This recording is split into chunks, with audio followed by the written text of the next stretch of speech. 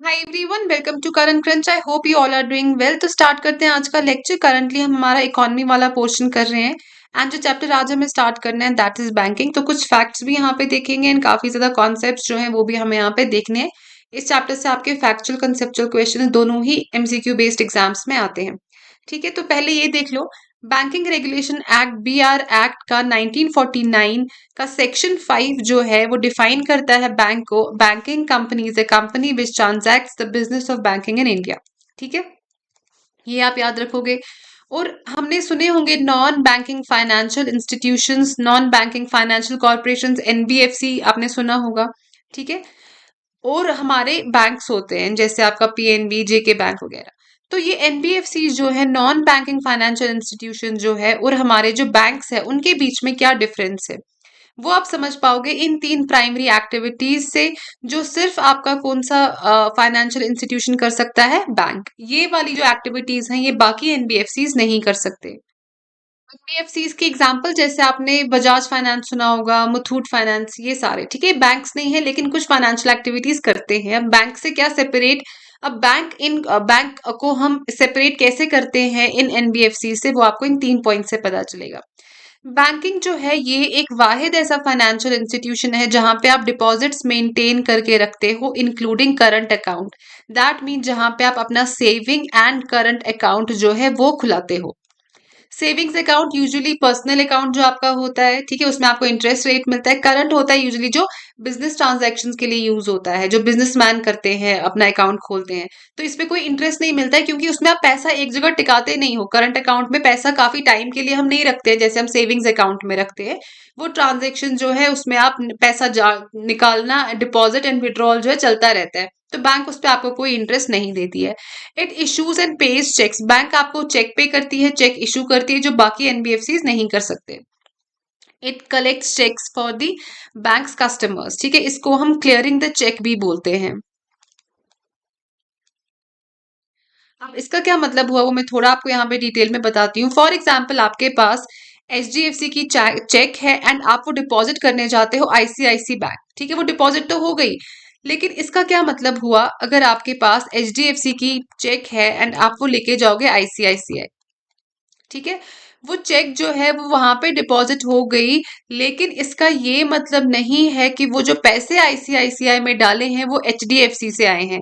वो पैसे आते हैं वाया आरबीआई क्लियरिंग हाउस। तो वो पैसे कहाँ जाते हैं, वो क्लियरिंग हाउस में जाते हैं एंड वहां से वो पैसे जो है वो आईसीआईसीआई के पास आते हैं। इसको हम बोलते हैं क्लियरिंग द चेक या कलेक्ट करना cheque from the for the banks customers. तो वो ऐसा नहीं होता कि वो एचडीएफसी वाले आपको पैसे दे रहे हैं अगर आपका अकाउंट आईसीआईसीआई में, ठीक है, तो वो आरबीआई के क्लियरिंग हाउस से आता है। ये वाली फैसिलिटी भी जो है सिर्फ आपको बैंक्स ही प्रोवाइड कर सकते हैं, बाकी फाइनेंशियल इंस्टीट्यूशंस नहीं करते हैं। ठीक है, आगे देखते हैं। अब जो कमर्शियल बैंकिंग इंडस्ट्री है इंडिया में स्टार्ट हो गई with the establishment of Bank of Hindustan in 1770 and General Bank of India in 1786। First जो बैंक ऑफ कैलकाटा है it was founded on 2 June 1806 and it was later renamed as Bank of Bengal.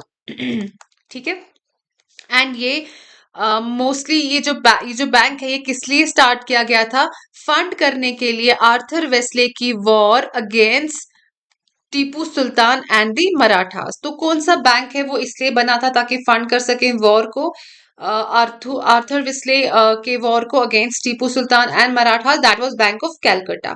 ये इसको बाद में rename किया गया बैंक ऑफ बंगाल 1809 में। ठीक है, तो इसके साथ ही जो उस टाइम की इंडियन गवर्नमेंट थी that is a British Indian government, क्योंकि उस टाइम पे we were a colony of British, उन्होंने 3 स्टैब्लिश किए थे प्रेसिडेंसी बैंक्स। और 1809 में जो बैंक ऑफ कैलकाटा है उसको बनाया bank of Bengal.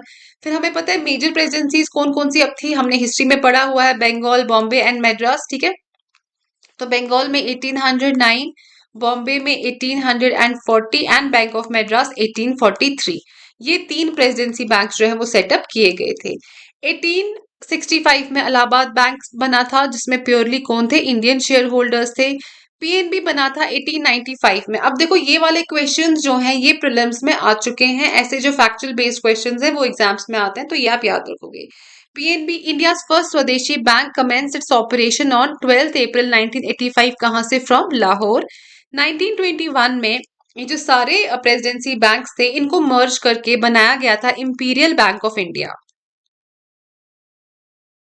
Imperial Bank of India जो बना था गवर्नमेंट का bank, government's bank, central bank. ठीक है, इसको banker to the government, bankers bank भी बोला जाता है। बाद में ये जो फंक्शन है ऑफ गवर्नमेंट का बैंक बनना या सेंट्रल बैंक बनना, उसके लिए क्या इस्टेब्लिश किया गया, RBI by government of India act 1935। तो ये सारा कंट्रोल किसके पास आ गया, आरबीआई के पास। और इंपीरियल बैंक ऑफ इंडिया को 1955 में नेशनलाइज करके क्या बनाया गया, स्टेट बैंक ऑफ इंडिया। उसके बाद 1959 में एसबीआई सब्सिडरी बैंक एक्ट लाया गया और एसबीआई ने पुराने 4 फॉर्मर स्टेट एसोसिएटेड बैंक्स को क्या बनाया, अपनी सब्सिडरीज। अब पहले आजादी से पहले जो प्रिंसली स्टेट्स थी, जहां पे कौन रूल करता था, एक जहां पे प्रिंस रूल करता था, किंग रूल करता था, ठीक है, उनको हम प्रिंसली स्टेट्स बोलते थे। वो ब्रिटिश इंडियन स्टेट्स जो हैं वो अलग थी, एंड जो प्रिंसली स्टेट्स हैं वो अलग थी। वैसे ही छोटी छोटी कुछ जो कुछ स्टेट्स थी वहां पे छोटे बैंक्स ऑपरेट करते थे जिनको स्टेट एसोसिएटेड बैंक्स बोलते थे, स्टेट एसोसिएटेड बैंक्स। बाद में क्या हुआ, 1959 में जब ये एक्ट लाया गया, ये स्टेट एसोसिएटेड बैंक्स को क्या बनाया गया, सब्सिडरी बनाया गया स्टेट बैंक ऑफ इंडिया की। तो वो कौन कौन से हैं, bank of Bikaner and Jaipur, bank of Hyderabad, bank of Indore, bank of Mysore, Patiala, Saurashtra, Travancore and Bhopal. ठीक है, तो ये सारे आप याद रखोगे कौन कौन से बैंक को सब्सिडरी बनाया गया स्टेट बैंक ऑफ इंडिया की अंडर 1959 एक्ट। ठीक है, तो इनको याद रखने के लिए मैं आपको एक निमोनिक बोलती हूँ अच्छा सा, जिससे आपको ये कभी नहीं भूलेगा। आप इनको याद रख सकते हो, जसप्रीत भीम करके, जसप्रीत भीम। ठीक है, तो बैंक ऑफ जयपुर, ये आ गया, तो जयपुर याद रखोगे। ठीक है, एंड देन एस से कौन सा है, सौराष्ट्र, पटियाला। ठीक है, पटियाला हो गया। उसके बाद टी से आप रखोगे त्रावणकोर याद, ये आपका बीकानेर हो गया, ये हैदराबाद हो गया, ये इंदौर हो गया एंड ये मैसूर हो गया। तो जसप्रीत भीम करके आप याद रखो। सब्सिडरी जो जो छोटे छोटे बैंक्स हैं स्टेट एसोसिएटेड बैंक्स, उनको क्या बनाया गया, subsidiaries of SBI. These banks operated as a subsidiaries of SBI until they were merged into the parent bank in 2017, further consolidating SBI's position as the largest bank of India। तो आपका largest bank of India कौन है, SBI। And ये जो subsidiaries थी इनको बाद में मर्ज किया गया बैंक में ही। सब्सिडरीज बेसिकली क्या होता है, छोटे बैंक होते हैं जो अंडर उनका पेरेंट बैंक जो है वो काम करते हैं, फंक्शन करते हैं। ठीक है, उसके बाद इंपॉर्टेंट चीज हुई नेशनलाइजेशन ऑफ बैंक्स। ये कब हुआ, इंदिरा गांधी रेजीम में उन्होंने क्या किया, बैंक्स को जो है वो अपने कंट्रोल में लेके आए। ठीक है, तो 19 जुलाई 1969 में major process of nationalisation was carried out and 14 major commercial banks in India were nationalised. The second phase of nationalization Indian banking sector reform was carried out in 1980, जिसमें 6 और बैंक्स को नेशनलाइज किया गया। इससे almost 80% of the जो banking segment है वो किसके अंडर आ गया, वो गवर्नमेंट के अंडर आ गया। अब अगर if you want to write down the names to write, ये कभी कभी आपको अगर डिटेल में पूछे तो ये बैंक्स के बारे में पूछ सकते हैं, कौन कौन सा बैंक जो है नेशनलाइज हुआ था। तो 14 बैंक्स जो 1960 में नेशनलाइज हुए थे वो कौन कौन से थे, central bank of India,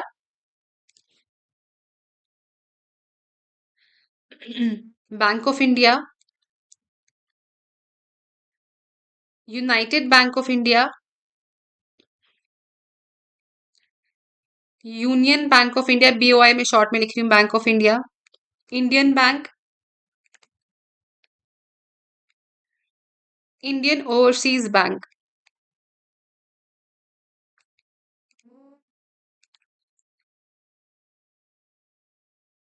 syndicate bank,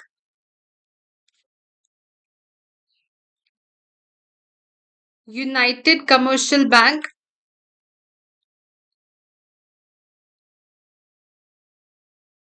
Canara bank, Dena bank, bank of Baroda, bank of Allahabad, bank of Maharashtra and PNB. ठीक है, तो ये 14 बैंक्स जो है 1969 में नेशनलाइज हुए थे। उसके बाद ये वो बैंक है जिनमें जो रिजर्व है, जो पैसा है, वो होना चाहिए था एटलीस्ट ग्रेटर देन 50 करोड़। उसके बाद फिर 1980 में वो वाले बैंक जहां पे रिजर्व मोर देन 200 करोड़ हैं, उनमें से 6 और बैंक्स को नेशनलाइज किया गया था। वो थे Andhra Bank, Punjab and Sind bank,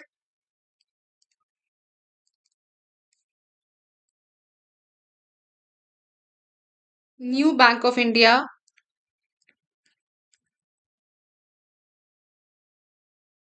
corporate Bank, Oriental Bank of commerce,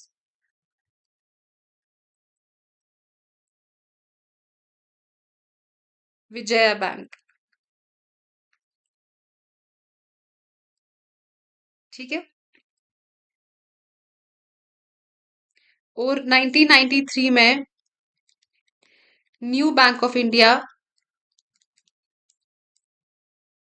को मर्ज किया गया था पीएनबी में।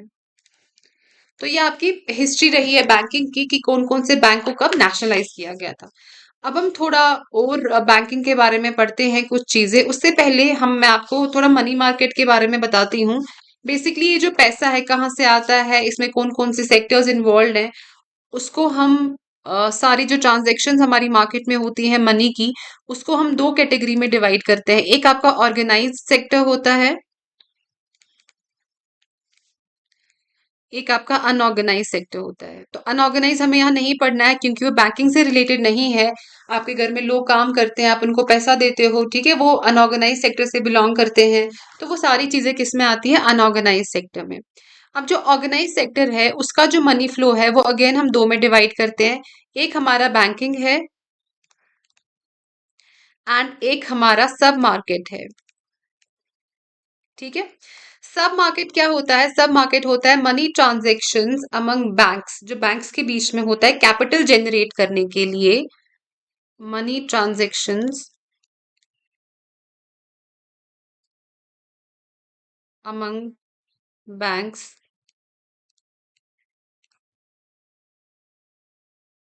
To generate capital for banking and commercial sector.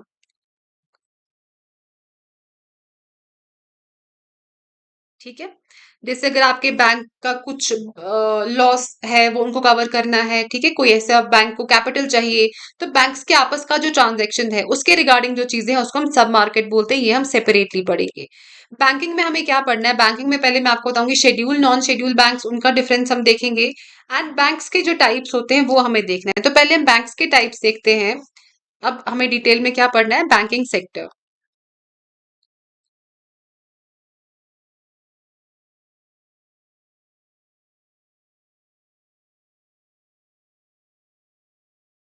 उसमें हमारा है cooperative,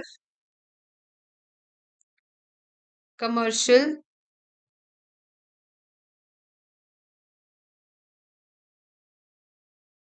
regional rural banks, RRBs. ठीक है, आज हम कमर्शियल देखेंगे। तो कमर्शियल में हमारे दो टाइप्स ऑफ बैंक्स हैं, एक है private sector banks and public sector. Public कौन से हो गए, गवर्नमेंट के जो नेशनलाइज बैंक्स हैं एंड बाकी हो गए हमारे जो प्राइवेट सेक्टर बैंक्स हैं। पब्लिक में हमारे आगे एसबीआई के जो एसबीआई एंड इट्स एसोसिएट्स, क्योंकि वो एक लार्ज ग्रुप ऑफ बैंक्स आप बोल सकते हो, एंड इट्स एसोसिएट्स। एंड यहाँ से आपके आगे बाकी जिन बैंक्स को नेशनलाइज किया गया था, अदर नेशनलाइज्ड बैंक्स, वो हैं आपके पब्लिक सेक्टर में। एंड प्राइवेट सेक्टर में आगे आपके जो इंडियन है, इंडियन बैंक्स यहाँ पे, या foreign banks, bank of America वगैरह। ठीक। तो एसबीआई जो है ये लार्जेस्ट पब्लिक सेक्टर बैंक है, एसबीआई। फाइन, ये हमें पता है।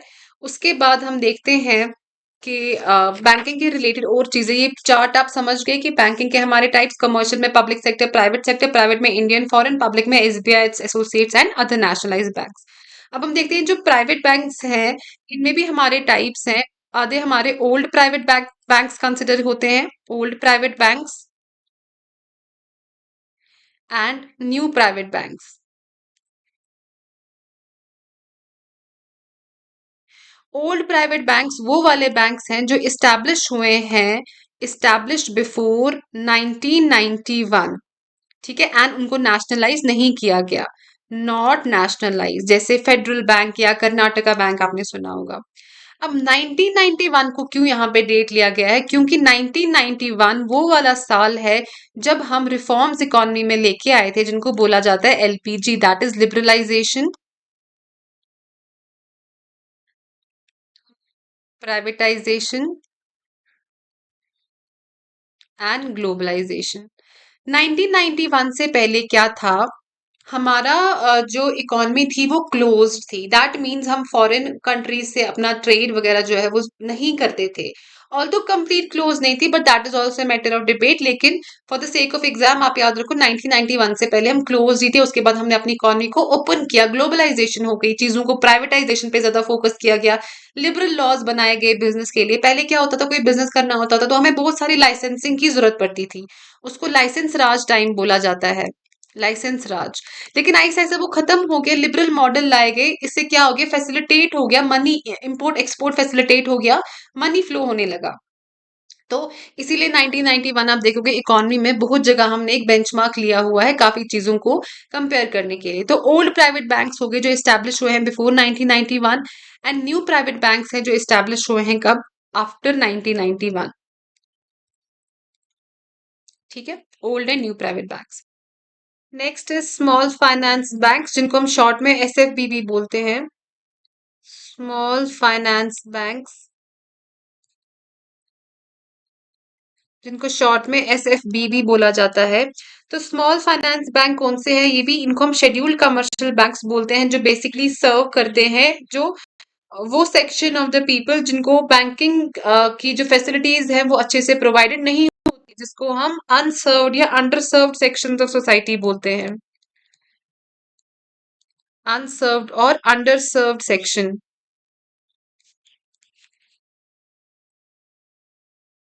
ठीक है।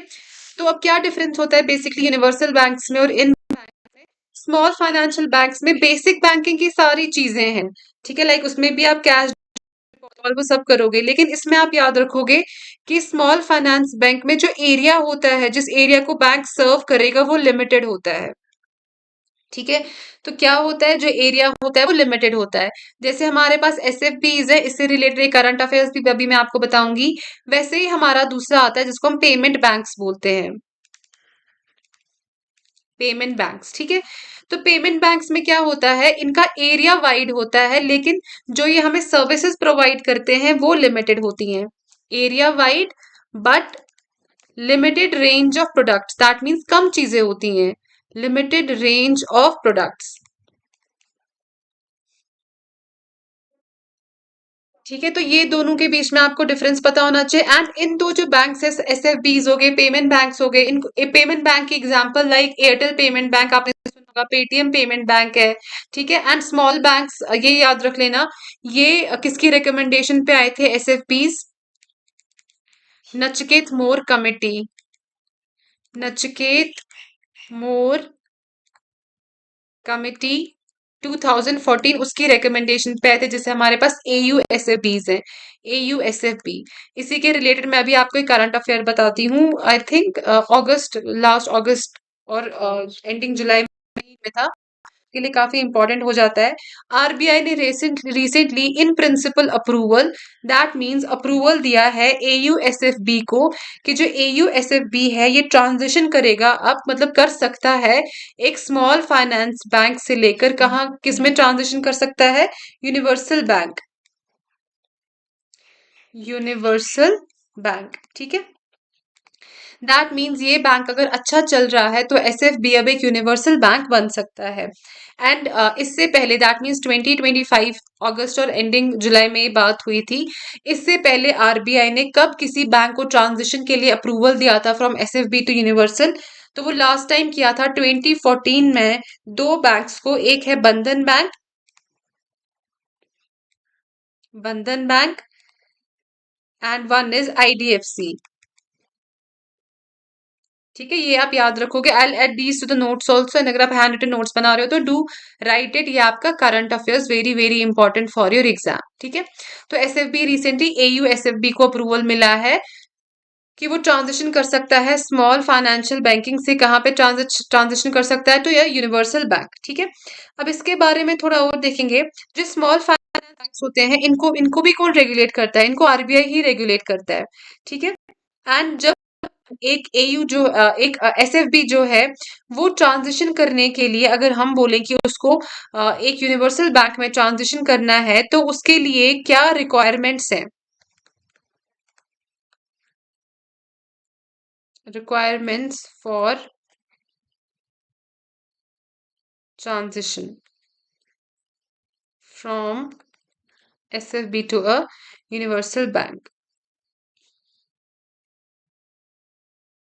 ये बैंक जो है, जो एसएफबी है, it should be old enough, that means 5+ years का होना चाहिए। ऐसा नहीं कल आपने एसएफबी एक एस्टैब्लिश हो गया, लाइसेंस मिल गई एंड आज उसके ट्रांजेक्शन के लिए एप्लीकेशन दे दी। ठीक है, second, it should be strong enough कि इसका जो नेटवर्थ है वो ऑलमोस्ट 1000 करोड़ होना चाहिए। 1000 करोड़ नेटवर्थ। ठीक है, दैट मीन्स इसके टोटल कैपिटल में एटलीस्ट 1000 करोड़ होने चाहिए। एंड इसकी एसेट क्वालिटी अच्छी होनी चाहिए, good asset quality. Good asset quality में क्या कंडीशंस हैं? जो नॉन परफॉर्मिंग एसेट्स होते हैं वो should be less than equal to 3%। Non performing क्या होता है? जब हम लोन लेते हैं फिर उसकी इंस्टॉलमेंट पे नहीं करते हैं, पहली कर दी, नहीं कर दी, दूसरी इंस्टॉलमेंट नहीं पे की तो भी ओके, थर्ड इंस्टॉलमेंट भी जब पे नहीं करते हैं तो वो बैंक के लिए नॉन परफॉर्मिंग एसेट हो जाता है। दैट मीन्स एक ऐसा एसेट जहां से अब उसको कोई फायदा नहीं होगा। जो ये लोन्स होते हैं ना, जो हम लोन्स लेते हैं, वो हमारे लिए लाइबिलिटी है, लेकिन इसके लिए वो है, क्योंकि बैंक को इंटरेस्ट मिलता है रेकरेंटली, हर महीने इनकम मिलती है, तो वही जो इनकम बैंक को मिलती रहती है।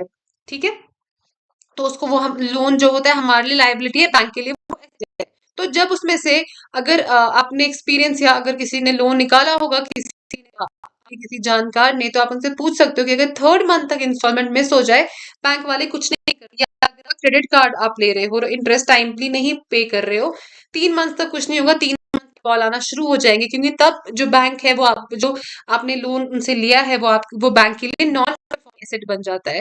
तो जो नॉन परफॉर्मिंग एसेट है, it should be less than equal to 3%। ठीक है, gross NPA and net NPA should be less than equal to 1% in past 2 years। अब ग्रॉस और नेट में क्या फर्क है?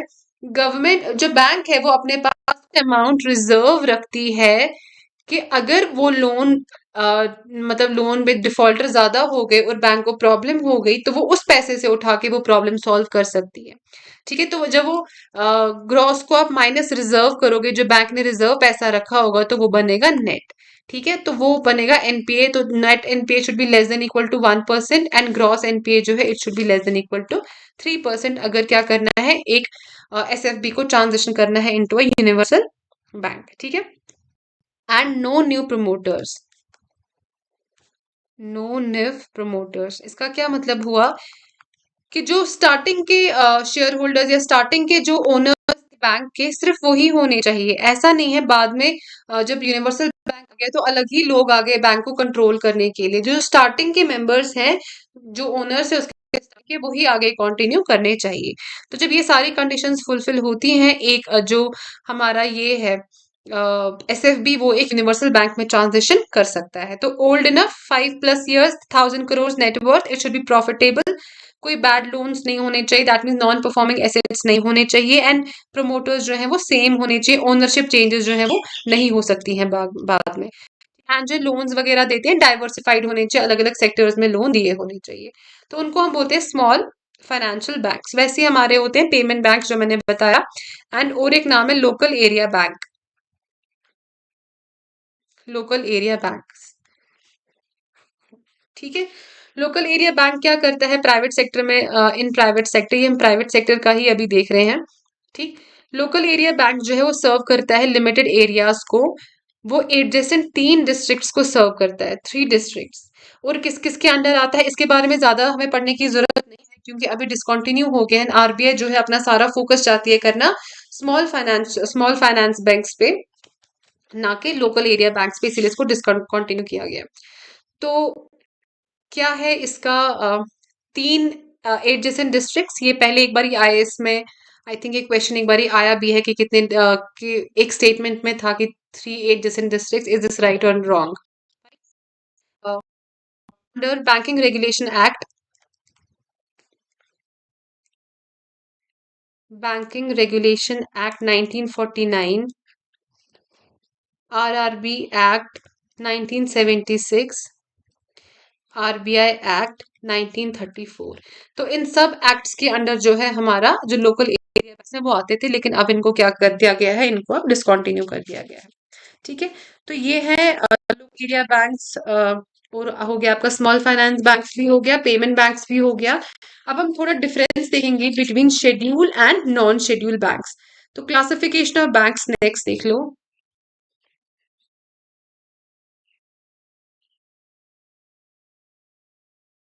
क्लासिफिकेशन ऑफ बैंक्स, ठीक है। तो इसमें आपको मैंने अभी आपने सुना होगा, मैंने अभी आपको कहा शेड्यूल कमर्शियल बैंक, दैट्स हमारे पास कुछ अलग चीजें हैं, शेड्यूल बैंक्स हैं, नॉन शेड्यूल बैंक्स हैं।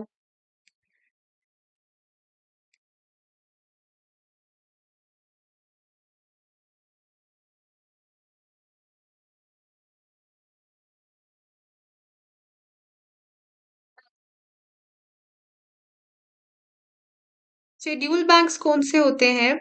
वो बैंक्स जो बने होते हैं under the schedule second of, under the schedule second of RBI act 1934।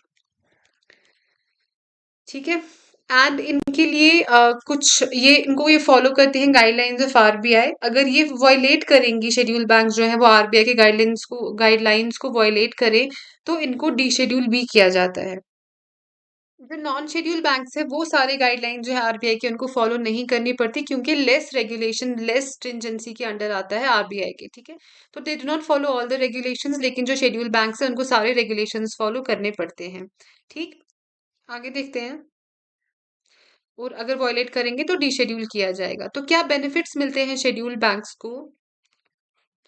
ये लोन्स ले सकते हैं from RBI on bank rate. Bank rate होता है वो रेट ऑफ इंटरेस्ट जिसपे आरबीआई बैंक को लोन देती है लॉन्ग टर्म के लिए। फाइन, उसको हम बैंक रेट बोलते हैं, जिन जो नॉर्मल इंटरेस्ट रेट है उससे काफी कम होता है, तो इसको हम बैंक रेट बोलते हैं। Second is automatic membership of clearing house. Clearing house क्या होता है वो मैंने आपको बताया, अगर आपको दो बैंक्स के बीच में ट्रांसफर करना है तो वो भी ऑटोमेटिक मेंबरशिप आपको मिल जाती है क्लियरिंग हाउस की। Third important benefit is facility of rediscount on first class exchange bills from RBI. Although हमें मनी में ये पढ़ना था, ठीक है, लेकिन मैं आपको अब यहीं पे बताती हूँ ये फर्स्ट क्लास एक्सचेंज बिल्स वगैरह क्या होती हैं एंड व्हाई इट्स कॉल्ड री डिस्काउंटेड। अब इसको समझने के लिए आप ये एग्जांपल देखो कि अगर आपसे कोई, फॉर एग्जांपल आपका फर्नीचर का बिजनेस है और आपसे कोई फर्नीचर लेता है एंड आपको अभी पैसे नहीं दे रहा, वो आपको बोलता है I will pay you after 3 months, लेकिन you need the money now, क्योंकि आपको जो रॉ मटेरियल जिनसे लिया था उनको पैसे देने हैं, वर्कर्स को पे करना है, रेंट पे करना है, आपको पैसों की जरूरत है। तो आप उनको बोलते हो कि मुझे कोई प्रूफ दे दो कि आप मुझे 3 मंथ्स के बाद पैसे दोगे। तो वो जो कंपनी वाला है जिसने आपसे फर्नीचर लिया था वो आपको एक बिल ऑफ एक्सचेंज दे देता है जिसपे ये लिखा होता है कि 3 मंथ्स के बाद you will be paid 1 lakh rupees जितने का फर्नीचर लिया था।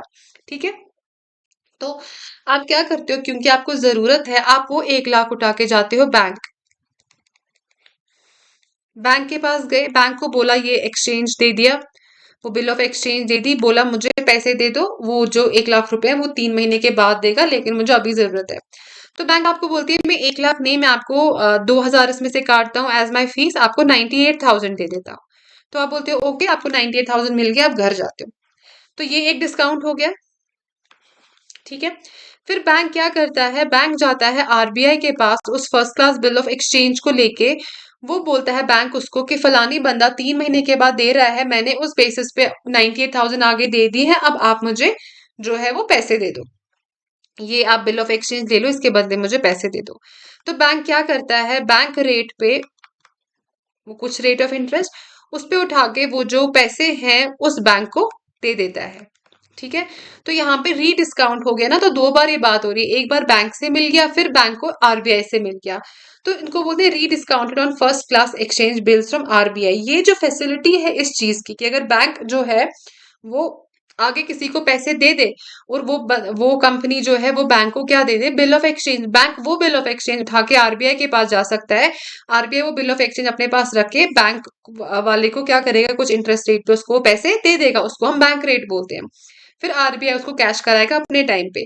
लेकिन ये उस केस में होगा अगर ट्रस्टवर्दी कंपनीज इन्वॉल्व होंगी। अगर इस फर्नीचर वाला जो था इस केस में जो मैं आपको बता रही थी, अगर वो ट्रस्टवर्दी होता होगा तो ही वो आगे ये सारी चीजें कर, अगर वो ट्रस्टवर्दी होगा तो ही बैंक उसकी बात सुनेगा। एंड जिसने बिल्स ऑफ एक्सचेंज जो है जिसने वो इशू किया है वो भी ट्रस्टवर्दी होना चाहिए। जब सारे आपस में ट्रांसपेरेंसी और ट्रस्ट के साथ ही बिजनेस करेंगे तो ही ये बिल ऑफ एक्सचेंज जो है फैसिलिटेट हो सकता है।